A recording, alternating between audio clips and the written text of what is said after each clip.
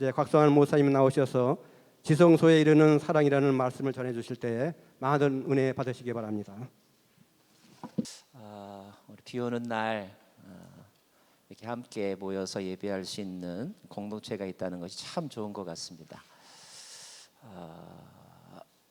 저는 이 첫 마디가 서로 사랑합니다, 사랑합니다라고 인사했는데 좀 릴렉스 하시고 심호흡을 좀 크게 하시고 긴장을 좀 푸시고 눈동자의 힘을 좀 푸시고 우리 한번 서로에게 다시 한번 반갑습니다 또는 사랑합니다 한 번 더 인사하면 어떨까요? 서로 한번 인사하겠습니다. 반갑습니다. 네. 우리 한번 더 기도하고 말씀 나누겠습니다. 좋으신 하나님, 오늘 귀한 말씀을 가지고 함께 묵상하고 주님께서 주신 교훈을 나누고자 합니다. 성령님께서 함께 하셔서 말하는 이와 또 듣는 이를 지켜주시고 성령의 감화 감동하심으로 주님의 교훈을 함께 배워 또 먹는 귀한 시간 되게 하여 주옵소서. 예수님 이름으로 기도합니다. 아멘. 결혼한 지 얼마 안 된 젊은 커플에게 물어봤어요. 왜 결혼했어? 왜 같이 살아? 그랬더니 사랑하니까요. 한 10년 차 조금 넘은 중년? 아직 중년은 좀 안 됐지만 부부에게 물어봤습니다. 그러니까 왜 같이 살아? 그랬더니 쏘가서요. 그때 거기 가지 말았어야 했는데. 어떤 분은 애 때문에 산다고 그러더라고요. 또 어떤 분은요, 내가 아직 벌어놓은 게 없어갖고 그냥 살아요. 무슨 뜻인지 아시는 분은 아실 것 같아요. 노년의 부부에게 물어봤습니다. 왜 같이 사냐고. 뭐라고 대답했을까요? 여러 대답이 있겠지만 그 중에 한 분이 이렇게 말하더라고요. 뭘 그딴 걸 물어요? 이렇게 말하더라고요.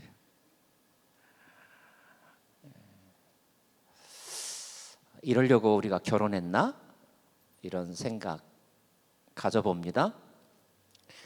비슷한 질문을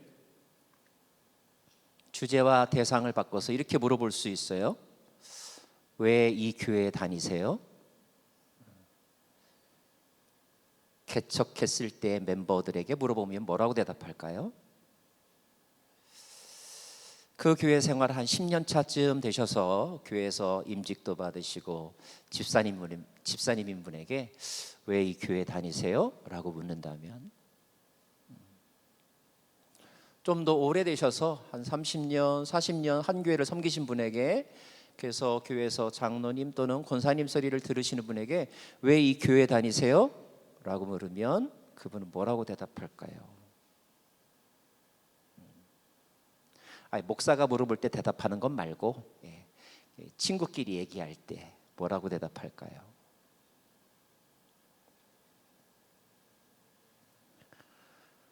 내용을 교회라고 하지 않고 예수님으로 바꿔서 이렇게 또 질문해 볼 수 있습니다.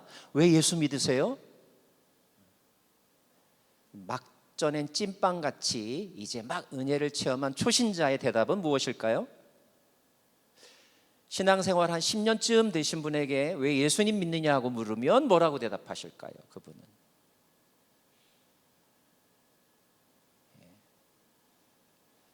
신앙생활 3대째 집안에서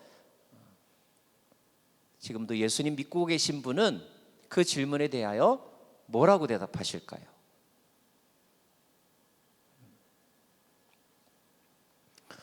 오늘 여러분과 함께 나눈 말씀은 구약 성경 아가서입니다.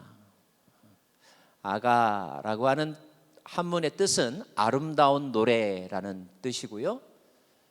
원어로 설명하면 노래 중에 노래, 그러니까 최고의 노래, 이런 뜻을 가지고 있는 책인데 그 내용을 읽어보면 한 남자와 한 여자의 사랑 이야기입니다. 그 남자는 솔로몬이라고 하는 사람으로 해석되고 있고요. 거기에 등장하는 여인은 술람미 여인이라고 이렇게 알려져 있습니다. 남녀의 사랑 이야기이지만 이 이야기는 비단 남녀만의 이야기가 아니라 기독교 안에서 신랑이신 예수님과 그의 신부가 된 교회에 관한 이야기라고 해석되고 있습니다. 그래서 성경책에도 기록되어 있고 오늘 여러분과 함께 주일 함께 묵상하게 된 것입니다.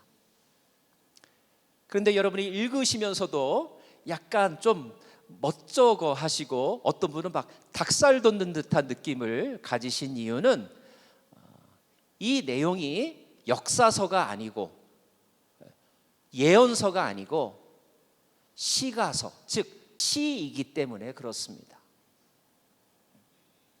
누군가 그런 얘기 하더라고요.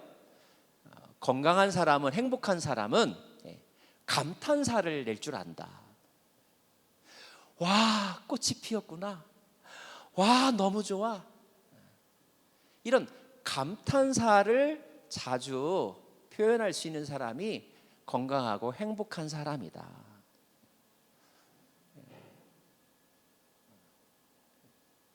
늘 심각한 사람, 미간에 막 내천자 그려져 있는 사람, 행복하다고 말하기 좀 그렇다, 이런 이야기를 들어본 적이 있습니다.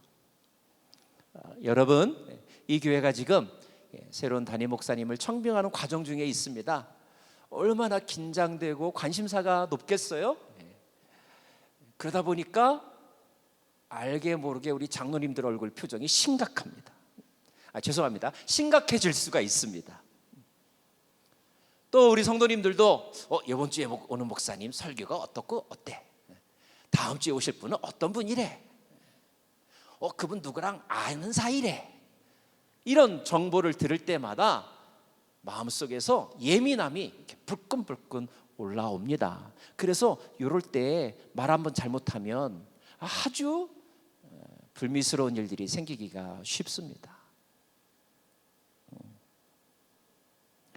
저는 오늘 여러분과 함께 예비하고, 저는요 담임 목사 청빙과 전혀 관계가 없는 사람이거든요.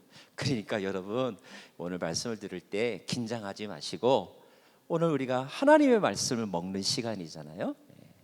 저는 오늘 말씀을 나누는 시간이 막 감탄사가 막 연발되는 그런 시간이었으면 좋겠어요. 와, 오늘 이 말씀이 너무 아름답구나. 어쩌면 내 마음, 내가 표현하고 싶은 마음이 저기에 있을까? 마음이 따뜻해지고 행복해지고, 그래서 하나님으로부터 만미하는 평강이 여러분 가운데 가득한 그런 시간이 되었으면 좋겠습니다. 아가서의 주제는 사랑입니다. 사랑. 아가서 전체를 통하여서 아가서가 노래하는 사랑에 관한 몇 가지 특징을 여러분에게 좀 소개하려고 해요. 첫째, 사랑은 아름다운 것입니다. 사랑은 아름답게 보는 눈이기도 해요.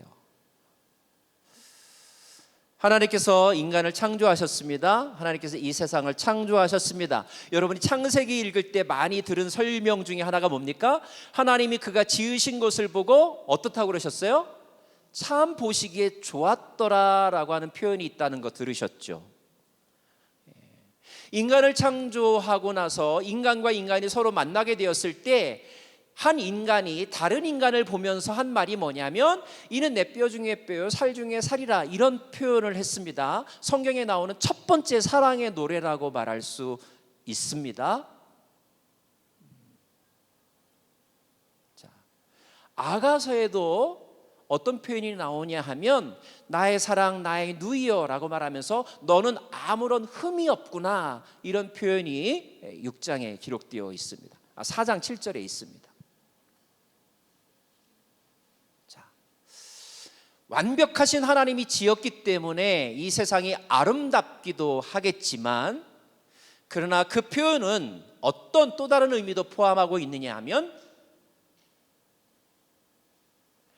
하나님께서 그 모든 것들을 아름답게 보아주셨다라고 하는 의미가 담겨져 있는 거예요. 왜 그럴까요? 그것을 창조하실 때 하나님의 마음이 사랑으로 충만하셨기 때문에 그렇습니다. 여러분도 아마 이미 경험하신 바가 있을 거예요. 예전 어느 순간 그 남자는 너무나 완벽한 사람이었어요. 그 여인은 너무너무나 아름다운 사람이었어요. 근데 똑같은 사람인데 몇 개월 후에 보니까 영 아닌 사람이, 상대방은 그대로였는데 뭐가 달라진 거예요? 그 상대방을 바라보는 나의 마음과 나의 시선이 달라졌을 뿐이죠.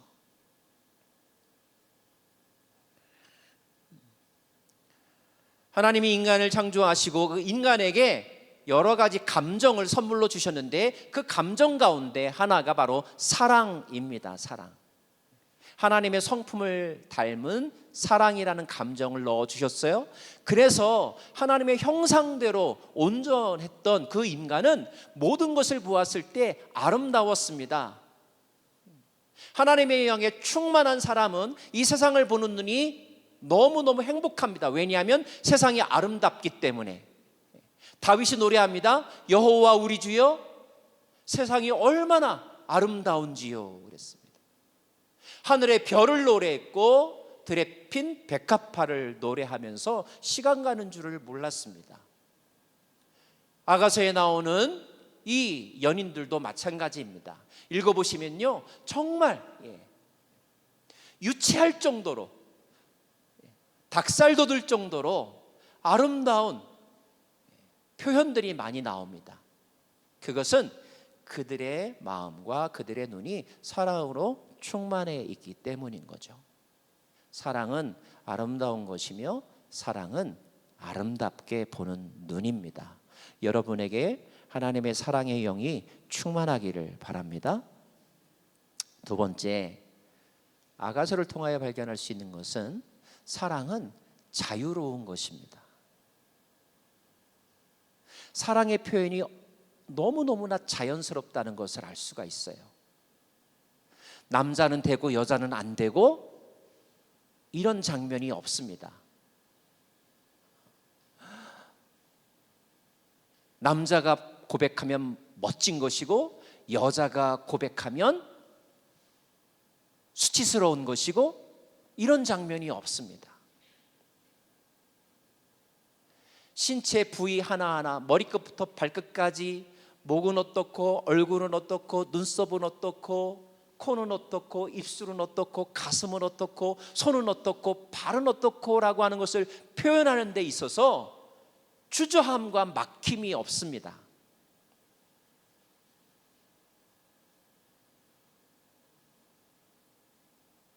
창세기에 이런 말씀이 있죠. 그들이 서로 벌거벗었으나 부끄러워하지 아니하였다라는 표현이 있습니다. 누구도 아가서를 읽으면서 창세기 2장을 읽으면서 그것을 외설이라고 말하지 않습니다.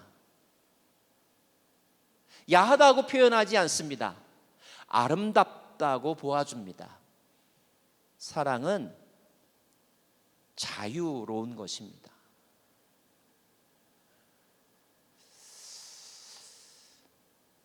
저는 여러분들이 사랑의 마음을 표현하는 데 있어서 체면과 시선과 강박관념으로부터 벗어나실 수 있기를 바랍니다.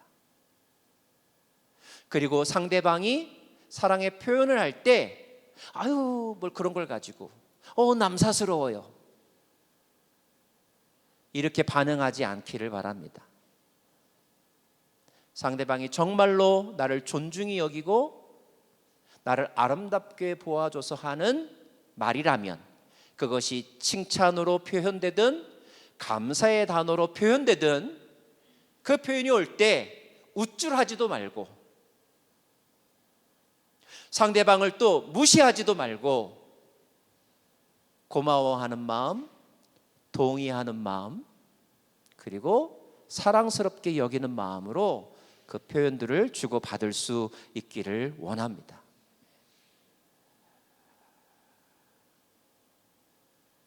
오늘 집에 가셔서요,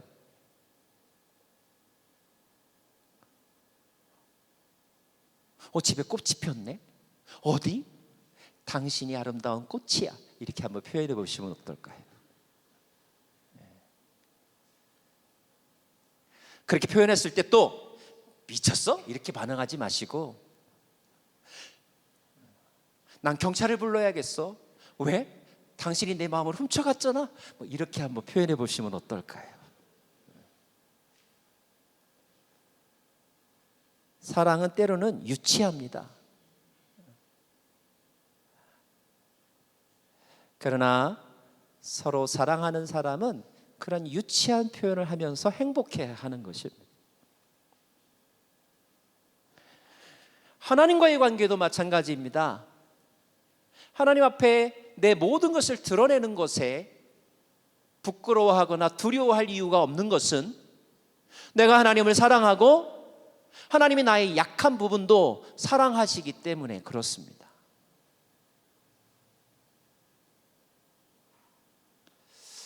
저는 사랑 공동체라 일컫는 이 교회 안에 하나님은 사랑이시라고 선포되어 있는 성경을 읽으면서 그 하나님과 대화할 때에 여러분의 마음 가운데 주저함이 없기를 원하고,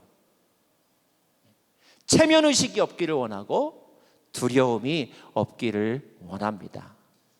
때로는 표현이 좀 서툴러도 진심이 담겨져 있는 고백이라면 하나님은 고맙다 말씀하실 거고요. 남들한테 터놓지 못해 너무 수치스러운 과거를 고백한다 할지라도 그런 말까지도 나에게 해주니 나를 믿어줘서 너무 고맙다, 하나님은 말씀하실 것입니다. 오늘 그런 사랑의 대화가 하나님과의 사이에서 있기를 원합니다. 세 번째로 아가서를 통하여서 알 수 있는 사랑의 특징은, 사랑은 상호적이며 공동체적이라는 것을 알 수가 있어요. 상호적이며 공동체적이다. 상호적이라는 말은 무슨 뜻일까요? 사랑이 일방적이지 않다는 거예요.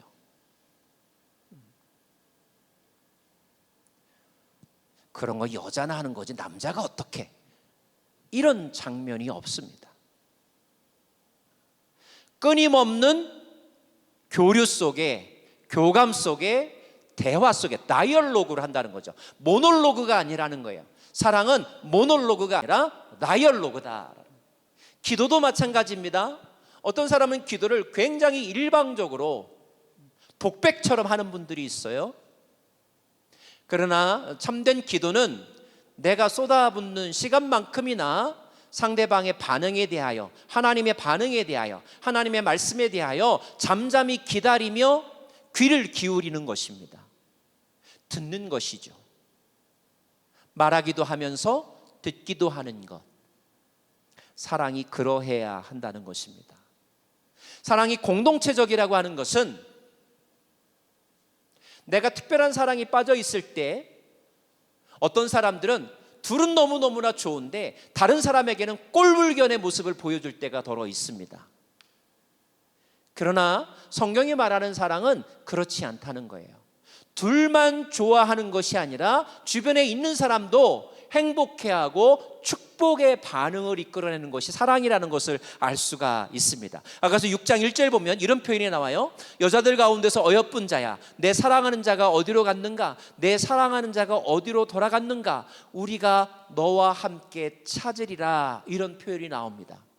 사랑을 하다 보면 이른바 사랑 싸움을 하기도 하고 갈등의 시기가 있을 수도 있잖아요.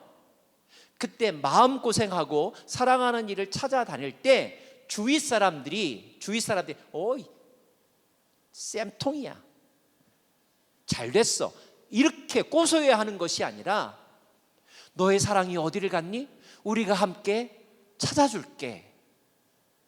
이런 반응이 6장에 나옵니다. 그것은 두 사람만의 사랑을 하지만 그 사랑이 결코 이기적이거나 배타적이지 아니하고 공동체에 피해를 주는 것이 아니라 공동체의 모든 사람들이 보기에도 아름답고 공동체 모든 사람들에게 보기에 유익한 사랑을 하고 있음을 보여주는 것이죠.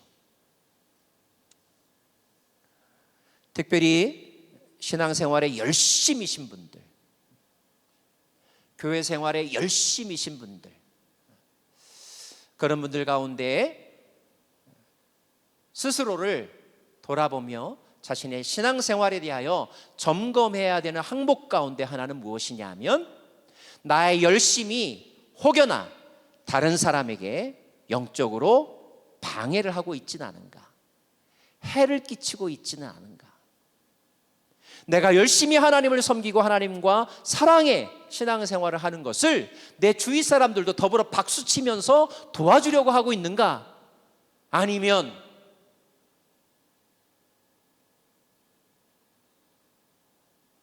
회피하고 무시하고 오히려 공격하고 있는가? 공격하고 있다면 그것이 무엇 때문인가? 돌아보는 성숙함이 있어야 할 것입니다. 네 번째, 사랑은 위기를 극복한다는 거예요. 오늘 말씀 가운데 포도원을 지켜달라라고 하는 말이 있습니다. 포도원을 지켜달라. 포도원을 망가뜨리려고 하는 여우를 잡아달라, 이런 말이 있습니다. 연인 간의 사랑에도 마찬가지이고 하나님과의 사랑에도 마찬가지입니다. 회방자가 있죠. 그것을 계시록에는 붉은 용, 사탄이라고 표현했지만 아가서에는 여우라고 표현하고 있습니다. 여우가 무엇일까요? 여러분의 부부간의 사랑을 해치려고 하는 여우는 누구이며 무엇일까요? 여러분의 하나님과 그리스도와의 사랑을 방해하는 여우는 무엇일까요? 때로는 그 여우가 외부에 있을 수도 있습니다. 너무나 어려운 가정 환경이라든지, 아니면 주위 사람들의 반대, 그들의 근거 없는 질투도 둘만의 사랑을 방해하는 여우가 될 수 있습니다. 그러나 어떤 때 그 여우는 외부에서 오는 것이 아니라 자신의 내면으로부터 활동할 때도 있습니다. 자기 마음속의 열등감, 어렸을 적에 겪었던 어떤 특정한 사건으로 인한 상처, 그러한 상처나 열등감은 건강한 커뮤니케이션을 방해하죠. 상대방은 별뜻 아니고 그런 뜻이 아닌 걸로 표현했음에도 불구하고 자신 혼자 그 표현들을 왜곡해서 해석하고, 그래서 공격으로 반응하거나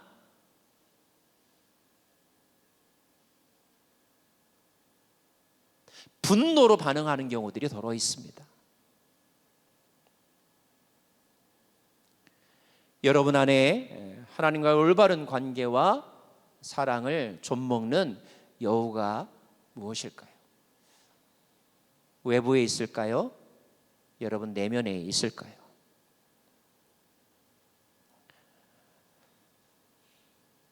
그런 여우로 말미암아 찾아오는 위기가 있는데 참 사랑은 그 위기를 극복한다는 것입니다. 아가서를 가만히 묵상해 보면 어떻게 극복하는가를 알 수가 있는데요, 두 가지 들고 싶어요. 그 중에 하나는 상대의 마음을 신뢰하는 것입니다. 상대의 마음을 신뢰하는 것. 아가서 7장 10절에 이런 표현이 있습니다. 나는 내 사랑하는 자에게 속하였도다. 그가 나를 사랑하는구나.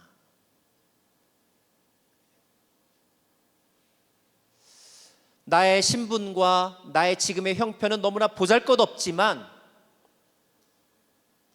잘 하려고 애썼지만 된 것이 아무것도 없어서 누구도 만나고 싶지 않고, 심지어 그 사람도 내가 만나기 싫지만, 그러나 한 가지 나도 알고 모든 사람들이 아는 것은 그 사람은 나를 사랑하고 있구나 라고 하는 사실입니다. 오늘 표현 가운데, 오늘 우리가 봉독한 말씀 가운데 나의 사랑 나의 어여쁜 자야 함께 가자라고 말하면서 바위 틈 낭떠러지 은밀한 곳에 있는 나의 비둘기야, 이런 표현이 있습니다. 왜 이 비둘기가 은밀한 곳에 있을까요? 왜 낭떠러지에 있을까요? 여기서 은밀한 곳 또는 낭떠러지가 상징하는 것은 사람들의 시선을 피하여서 숨어 있을 수밖에 없는 연약하고 상처로 가득한 존재라는 의미입니다. 그런데 이 여인을 사랑하는 그 남자는 그 은밀한 곳까지 어떻게 알고든지 찾아왔다는 거예요. 낭떠러지 그 위태로운 곳에 죽음을 무릅쓰고 찾아왔다는 것입니다. 그리고 손을 내미는 거예요. 괜찮아, 그거 부끄러운 거 아니야. 그거 문제가 되지 않아. 내가 도와줄게. 함께 가자라고 손을 내밀고 있는 것입니다.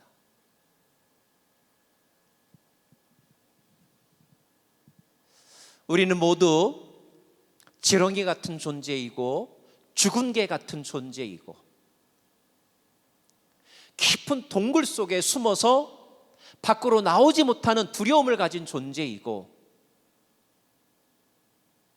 다른 사람이 알면 안 될 수치스러운 과거를 가지고 있는 연약한 자들입니다. 겉으로는 웃고 있고 그럴듯한 표정과 외모를 가지고 있지만 속마음은 울고 있고 우리의 속사람은 너무나 찢겨져 있고 상처 입고 있죠. 그런데 바로 그런 것들을 우리에게 기억나게 하고 그런 것들을 핑계 삼아 이유 삼아 우리로 하여금 자유롭게 표현하지 못하게 하고 아름다운 것을 고깝게 보도록 왜곡시키는 여우들이 있는데 그런 여우들을 잡아 이길 수 있는 힘은 무엇이냐 하면 내가 사랑하는, 내가 사랑해야 될 그분은 나의 약함이나 나의 상처 때문에 나를 평가하는 것이 아니라 그 깊은 동굴까지 찾아와서 나에게 손을 내미는 나를 사랑하는 분이라고 하는 분명한 사실, 그 믿음이 여우를 이겨낸다는 것입니다.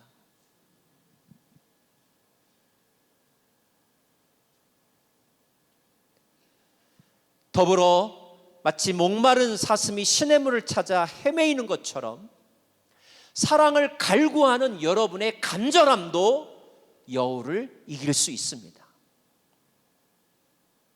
내가 무엇을 해놓았는가? 내가 무엇을 할 수 있는가? 이것이 중요한 것이 아니라 그저 내 마음 가운데 사랑을 갈구하는 마음, 사랑받고 싶어하는 마음, 그 마음 하나만으로도 여우를 이길 수 있다는 거예요. 교회 오래 다닌 사람들, 결혼 생활 오래 한 사람들, 뭔가에 너무 오래되어서 권태감과 어떤 희망이나 흥분이나 설레임도 사라져버린 분들, 그분들에게 있어서 가장 큰 문제는 좋은 집이 없는 것이 아니라 자신의 외모가 늙어가는 것이 문제가 아니라 간절함이 사라져간다는 것입니다.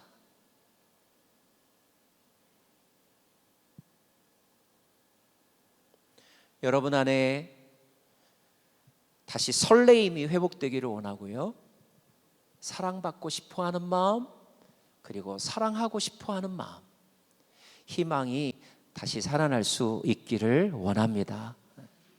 그러기에 너무 좋은 계절이 왔습니다. 오늘 아가서도 노래한 것처럼 겨울도 지나고 비도 그쳤고, 근데 오늘은 아직 오고 있네요. 지면에는 꽃이 피고 새가 노래할 때가 이르렀다 되어 있습니다. 교회 절기상으로는 사순절이 지나고 고난주간이 지나고 유월절이 지나고 부활절이 지났습니다. 이때가 우리에게 주는 시그널이 있죠. 내 사랑하는 자들아, 우리가 서로 사랑할 때가 되었구나. 사랑할 때가 되었구나. 오늘 표현 가운데 이런 표현이 나와 있습니다. 한번 따라해 보실래요? 일어나 함께 가자. 한 번 더요. 일어나 함께 가자. 아가서의 한 남자의 고백이면서 예수님의 프로포즈입니다. 사랑하는 자야, 일어나 함께 가자. 아직 힘들어요. 하늘을 봐. 우기가 그쳤지 않니? 벚꽃이 피었지 않니? 튤립의 봉오리가 터졌지 않니? 부활절이 지났지 않니? 나는 죽지 않고 살아있다. 나는 무덤에 있지 아니하고 여기에 있다. 마치 다락방의 모든 문들을 잠가놓고 대책회의를 하고 있었던 제자들에게 주님께서 나타나셔서 내가 여기 있다 말씀하시며 자신의 손과 발을 보여주시며 성령을 받으라 라고 말씀하셨던 것처럼 다시 갈릴리 어부의 삶으로 돌아가서 그냥 이거나 하다 죽어야지 라고 생각했던 베드로에게 사랑이라는 단어를 사용하시면서 너 아직도 날 사랑하니? 너 나를 사랑하니? 라고 물으셨던 것처럼 바로 오늘 주님께서 여러분에게 말씀하고 계시는 거예요. 너 오늘 교회 잘 왔다. 오늘 예배 자리에 잘 왔다.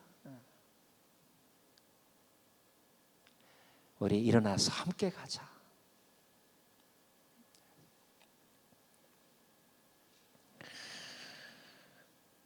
그 프로포즈를 여러분이 받아들이시기를 바랍니다. 마지막으로 그렇다면 이 사랑의 종착점은 어디일까요? 그것은 바로 하나됨입니다. 하나됨. 아가서 2장 16절 말씀 제가 읽어드릴게요. 내 사랑하는 자는 나에게 속하였고 나는 그에게 속하였도다.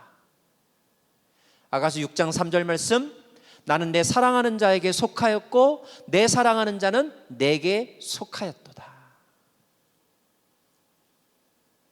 예수님이 하신 말씀 가운데 여러분이 잘 아는 말씀, 요한복음 15장 5절에 이런 말씀이 있습니다. 나는 포도나무요 너희는 가지라. 자, 그 다음에 이렇게 돼 있어요. 내가 그 안에 그가 내 안에 거하면. 아가서는 나는 너에게 속하였고 너는 나에게 속하였다. 예수님은 내가 그 안에 그가 내 안에. 정서적으로, 영적으로, 육체적으로 온전하게 하나 되는 것, 이것이 함께 가자는 그분의 그림이며 우리를 향한 그분의 계획인 것입니다. 영적인 신비이죠. 그 표현을 계시록에서는 이렇게 기록하고 있는데요. 제가 읽어드릴게요. 계시록 21장에 있는 말씀입니다. 내가 들으니 보좌에서 큰 음성이 나서 이르되 보라, 하나님의 장막이 사람들과 함께 있음에 하나님이 그들과 함께 계시리니 그들은 하나님의 백성이 되고 하나님은 친히 그들과 함께 계셔서 모든 눈물을 그 눈에서 닦아주시니 다시는 사망이 없고 애통하는 것이나 곡하는 것이나 아픈 것이 다시 있지 아니하리니 처음 것들이 다 지나갔음이로라.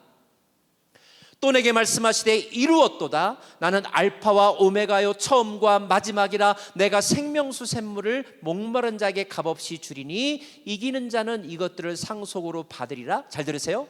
나는 그의 하나님이 되고 그는 내 아들이 되리라.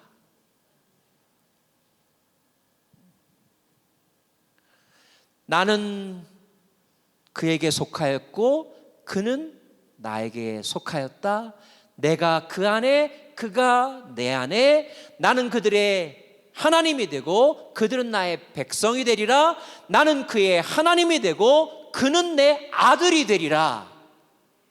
이것이 성경 전체를 통하여서 하나님과 우리가 서로 사랑하면서 궁극적으로 경험해야 될 영적인 신비, 구원, 영생, 참된 행복의 모습인 것입니다. 그러한 사건이 일어나는 곳을 구약성경은 지성소라고 말하고 있고요, 아가서에는 동산이라고 표현되어 있고요, 또는 포도원이라고 표현되어 있고요, 계시록에는 하나님의 장막이다라고 표현되어 있습니다. 하나님의 장막, 지성소의 신비를 아시죠? 그 지성소에서 우리가 경험하는 것은 내가 그 안에 그가 내 안에. 그분은 나의 하나님, 나는 그의 백성. 더 나아가서 나는 그분의 자녀, 그분은 나의 아버지. 그분은 나의 포도나무, 나는 그의 가지. 그 신비 안에서 우리는 하나님의 능력과 그분의 모든 것을 함께 공유하는 거죠. 경험하는 것입니다. 그것을 눈물이 없고 사망이 없고 애통하는 것이나 곡하는 것이나 아픈 것이 다시 있지 않는다라고 말하고 있는 거예요. 얼마나 행복한지요. 하나님과 사랑하면 얼마나 행복한지요. 많은 사람들이 교회에 나와서 하나님과 사랑하지 않고 목사와 사랑하니까 문제가 생기는 것입니다. 하나님과 사랑하지 않고 직분과 사랑하니까 문제가 생기는 것입니다.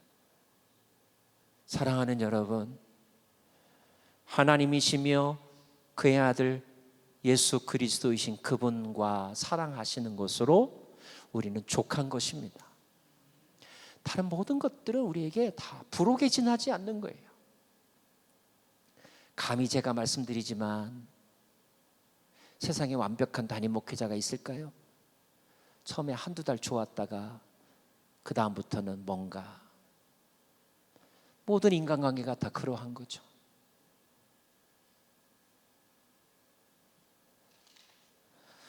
사람은 믿음의 대상이 아니라 사랑의 대상일 뿐이다 라는 말이 있습니다. 우리가 신뢰하고 온전하게 사랑하고 사랑받아야 될 대상은 우리의 솔로몬 예수님, 하나님. 은밀한 곳에 찾아오셔서 내 손을 잡아주신 그분, 그분과 사랑하며 그분의 모든 것, 고통도 눈물도 사망도 두려움도 질투도 분노도 욕심도 없는 참된 샬롬, 에이레네라는 말을 씁니다. 히브리어로는 샬롬, 헬라어로는 에이레네. 그 샬롬을 경험하면서 올봄을 행복하게 사시기를 바랍니다. 여러분의 얼굴 표정에서 행복이 덕지덕지 묻어나오시기를 바랍니다. 오늘 집에 가서 뭐 하시라고요? 어머, 당신은 백합화보다 너무 예뻐. 기도하겠습니다.